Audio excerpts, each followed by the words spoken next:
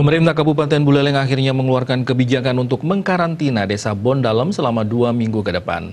Hal ini menyusul hasil positif swab test yang dilakukan terhadap 46 warganya.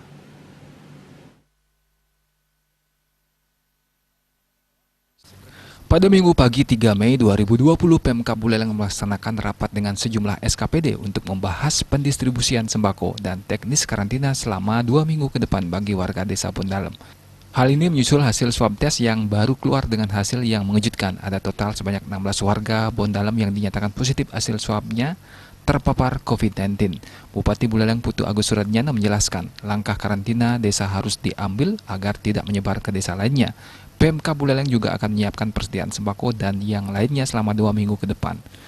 Suradnyana menambahkan pihaknya melakukan pemantauan terus bagi keluarga yang dinyatakan positif. Mendapat hasil swabnya malam, jam 11 malam ada 16 orang yang transmisi lokal, ya sudah positif swab. Jadi kita hati-hati betul masalah Bondalem ini, dan desa-desa lain yang di luar Bondalem sudah minta tidak ada interaksi ekonomi, sosial dan apapun. Ya. Itu termasuk pedagang, Pak, ya? Yang itu yang pedagang. Pedagang, ya? Pedagang. Aturan yang diterapkan untuk karantina ini seperti apa nanti, Pak? Ya, diam di rumah, stay di rumah.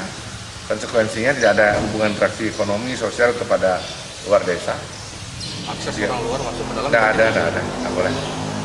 Selama 2 minggu. Dari yang positif itu sudah dilakukan tracing lagi atau enggak? Sekarang lagi sedang tracing. Sekarang Kadiskes sedang tracing kepada orang per orang karena alamatnya sudah kita ketemu semua. Tracing radius kurang lebih 300 sampai 300 meter dulu keliling rumahnya.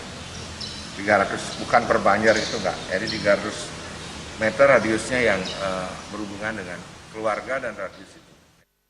Hingga Minggu pagi, Satgas Gugus Buleleng kini merawat sebanyak 20 orang pasien yang terkonfirmasi positif di Rumah Sakit Girimas.